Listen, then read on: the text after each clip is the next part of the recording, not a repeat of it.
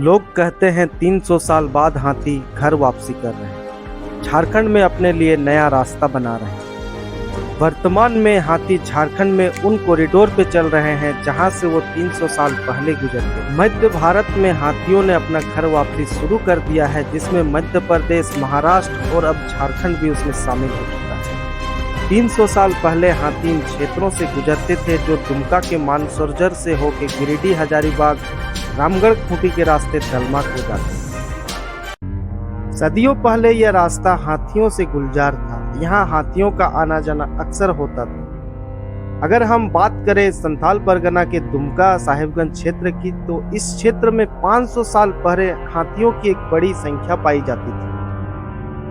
मौर्य काल में जब युद्ध के लिए हाथियों की आवश्यकता होती थी, तो बिहार के मुंगेर और झारखंड के संथाल परगना से ही हाथियों को ले जाया जाता था। भारत सरकार द्वारा झारखंड में 17 हाथी कॉरिडोर को चिन्हित किया गया है और नए कॉरिडोर पे ट्रैकिंग की जा रही है। 2017 में की गई गणना के अनुसार झारखंड में जितने हाथी पाए जाते थे, उसके आधे लोगों की मृत्यु यहाँ पे हुई थी। 2019 से 2023 की बात अगर हम करें तो 387 लोगों की मौत यहाँ पे हो चुकी है। अभी वर्तमान में केंद्र सरकार ने 62 हाथी गलियारों को चिन्हित किया है और इसी के साथ इनकी संख्या 150 पहुंच चुकी है। हम सभी के मन में रहता है एलिफेंट कॉरिडोर और हाथी गलियारा, ये क्या होता है? तो एलिफेंट कॉरिडोर जमीन का वह बड़ा भाग होता है जिसका इस्तेमाल हाथी आने जाने के लिए करता है। ये एक रास्ता होता है जो एक हैबिटेट को दूसरे हैबिटेट से जोड़ता है। प्राय इन स्थानों से हाथी गुजरते हैं और हाथी मानव संघर्ष भी हमें देखने को मिलता है। ऐसे स्थानों को सरकार द्वारा चिन्हित करके कॉरिडोर के रूप में सुरक्षित कर दिया जाता है। इन हाथी गलियारों को 4 भाग में बांट दिया गया है, जिनमें मध्य पूर्व भारत, उत्तर पूर्वी भारत और दक्षिण भारत शामिल है। 2010 में हाथी को भारत की प्राकृतिक धरोहर घोषित कर दिया गया, लेकिन हाथियों को सुरक्षित करने के लिए 1992 में ही एलिफेंट प्रोजेक्ट की शुरुआत कर दी गई थी। अभी वर्तमान में हाथियों की संख्या भारत में 30,000 से भी अधिक होने का अनुमान है। वर्तमान में भारत में 33 एलिफेंट रिजर्व है। भारत में एशियाई हाथियों का 4 विभिन्न उपजातियां पाई जाती है, जिनका विवरण आप देख सकते हैं। अब हम एलिफेंट रिजर्व और एलिफेंट गलियारे के बारे में थोड़ी सी विस्तार से जानेंगे। अगर हम आसान भाषा में समझे तो हाथी रिजर्व या एलिफेंट रिजर्व हाथियों का एक आवास होता है, जहां पे हाथियों की एक बड़ी आबादी को रहने और जीने के लिए सभी सुविधाएं उपलब्ध कराई जाती हैं।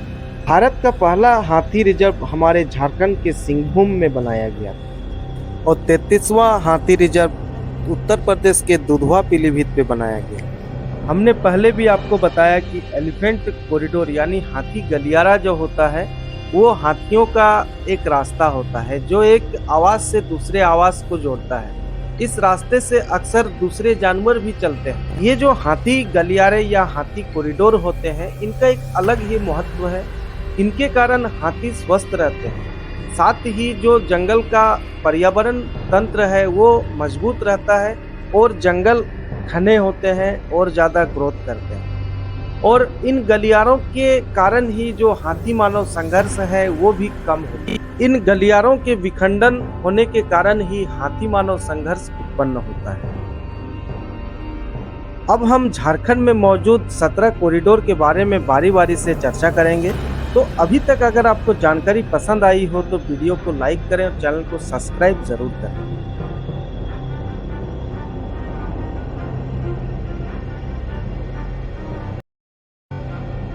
झारखंड में रहने वाले हाथियों का मूल निवास स्थान पलामू और सिंहभूम के जंगल है और इन्हीं जंगलों से निकल के अक्सर हाथियों का झुंड उड़ीसा, छत्तीसगढ़, बिहार और पश्चिम बंगाल की तरफ मूव करते हैं।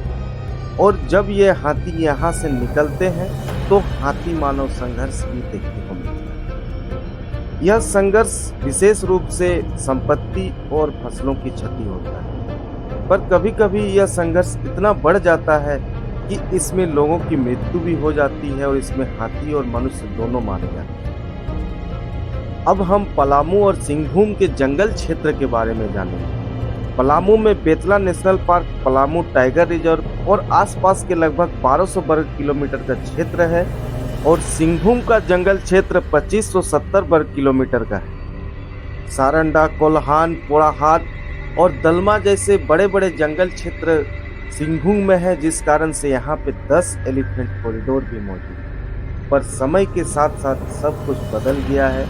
यहाँ के जंगलों में अब बड़े बड़े माइंस आप देख सकते हैं और इन्हीं के कारण ये जो हाथी है वो अब विस्थापित हो चुके हैं और इसके कारण ही ऐसे बहुत से कॉरिडोर हैं जो अब बंद हो चुके हैं। हाथी इन कॉरिडोर से बाहर विचरण कर रहे हैं और इन्हीं के कारण हाथी मानव संघर्ष हमारे झारखंड में उत्पन्न हुआ। 2012 में की गई सर्वे रिपोर्ट के अनुसार आज हम जानेंगे कि किस कॉरिडोर पे कितने हाथियों का मूवमेंट रहा है। कालीमाटी माहिलोंग कॉरिडोर का उपयोग 17 से 20 हाथी रांची खूंटी डिवीजन के तथा 10 से 12 हाथी पुरुलिया डिवीजन के उपयोग करते हुए देखे गए। चांडिल माठा कॉरिडोर का इस्तेमाल 30 हाथी सरायकेला डिवीजन और 12 हाथी पुरुलिया डिवीजन के अक्सर करते देखे गए। ये हाथी इसी क्षेत्र पे मूव करते पाए गए। दलमा चांडिल कॉरिडोर का इस्तेमाल 30 हाथी सरायकेला डिवीजन और 156 हाथी दलमा वाइल्ड लाइफ सेंचुरी में रहने वाले हाथियों का एक अच्छा मार्ग हुआ करता था। दलमा रुगाई में भी कभी 30 हाथी सरायकेला डिवीजन के और 156 हाथी दलमा वाइल्ड लाइफ सेंचुरी के मूव करते पाए गए। दलमा आसनबनी कॉरिडोर का इस्तेमाल भी सरायकेला डिवीजन के 30 हाथी और दलमा के 156 हाथी अक्सर करते हैं। दलमा बंदुआन कॉरिडोर का इस्तेमाल 14 हाथी जमशेदपुर डिवीजन, 20 हाथी कंसावती डिवीजन और 156 हाथी दलमा के यूज करते थे। तालापानी ककराझोर के कॉरिडोर का इस्तेमाल दलमा के हाथी, जमशेदपुर के हाथी और पश्चिमी मिदनापुर के हाथी करते आए हैं। जमशेदपुर डिवीजन में मौजूद 14 हाथी अक्सर डुमरिया नयाग्राम के कॉरिडोर पे भी पाए गए। यह इनका एक मार्ग रहा। रायबेड़ा पुलबाबुरु नामक जो कॉरिडोर है वहां पे 4-5 हाथी पोड़ाहाट डिवीजन और 8 हाथी कोल्हान डिवीजन के पाए जाते हैं। अंकुआ अंबिया कॉरिडोर का इस्तेमाल अक्सर 8 हाथी कोल्हान डिवीजन और 154 हाथी सारंडा डिवीजन के करते हैं। आंजड़बेड़ा बीचाबुरु का जो कॉरिडोर है वहां पे 38 हाथी चाईबासा डिवीजन और 154 हाथी सारंडा डिवीजन के उपयोग करते हैं। शायद आपको ये बात पता होगी कि हाथी मानव संघर्ष में मानव क्षति के मामले में झारखंड देश में सबसे आगे है। यहाँ मानव क्षति का जो मामला है वो सर्वाधिक होता है। इस बार झारखंड में 17 हाथी गलियारों को चिन्हित किया गया है। अगर आप इनके बारे में जानना चाहते हैं तो वीडियो को लास्ट तक जरूर देखें। सबसे पहला जो कॉरिडोर है वो भागाबिल्ला रत्नासाई का कॉरिडोर है जो चाईबासा में मौजूद है। दूसरा कॉरिडोर जामपानी भागाबिल्ला कॉरिडोर है नवामुंडी, ये भी चाईबासा के आसपास में ही मौजूद है। तीसरा कॉरिडोर सियालजोड़ा धोबोनिया का कॉरिडोर है और ये केवझर उड़ीसा नवामुंडी के क्षेत्र में मौजूद है। चौथा कॉरिडोर सगाजता हल्दी पोखर कॉरिडोर है, ये सरायकेला चाईबासा में मौजूद है। पांचवा कॉरिडोर लेपांग डुमरिया का कॉरिडोर है, ये नवामुंडी रेंज चाईबासा उड़ीसा के सामने मौजूद है। छठा कॉरिडोर अंकुआ अंबिया का कॉरिडोर है और ये सारंडा कोल्हान में स्थित है। सातवां कॉरिडोर रायबेड़ा पलवाबेड़ा कॉरिडोर है जो कोल्हान के रायबेड़ा आसपास में मौजूद है। आठवां कॉरिडोर दालापानी सुकलारा कॉरिडोर है, यह दलमा अभयारण्य को जमशेदपुर के दालापानी व बंगाल के कंकराझोर से जोड़ता है। नौवां जो कॉरिडोर है वो दलमा चांडिल कॉरिडोर है और ये चांडिल पे मौजूद है। 10वां कॉरिडोर दालापानी ककराझोर का अंतरराज्यीय कॉरिडोर है, यह जमशेदपुर दालापानी रिजर्व के सामने में मौजूद है। 11वां कॉरिडोर डुमरिया नयाग्राम का कॉरिडोर है, यह मुसाबिनी डुमरिया रिजर्व फॉरेस्ट में मौजूद है। 12वां कॉरिडोर सिल्ली अनगढ़ा का कॉरिडोर है, यह सिल्ली रांची में मौजूद है। 13वां कॉरिडोर भरनो बेरो कर्रा रांची ईस्ट फॉरेस्ट में मौजूद है, यह माहिलोंग खुटी तमाड़ तक कनेक्टिविटी है। 14वां जो कॉरिडोर है वो दलमा आसनबनी का कॉरिडोर है और ये दलमा आसनबनी नामक जगह पे मौजूद है। 15वां जो कॉरिडोर है उसे दलमा रुगाई के नाम से जानते हैं और ये कांदरबेड़ा नामक जगह के आसपास में मौजूद है। 16वां कॉरिडोर के रूप में आंजड़बेड़ा बिचाबुरु कॉरिडोर को जानते हैं जो कोल्हान सारंडा क्षेत्र में मौजूद है। 17वां कॉरिडोर को डुमरिया कुंडलुका मुरकंजिया कॉरिडोर के नाम से जानते हैं जो कि मोसाबनी क्षेत्र में मौजूद है।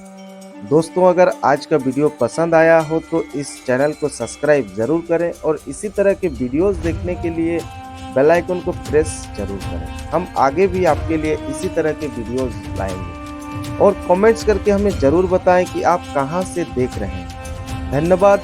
जोहार। जय झारखंड।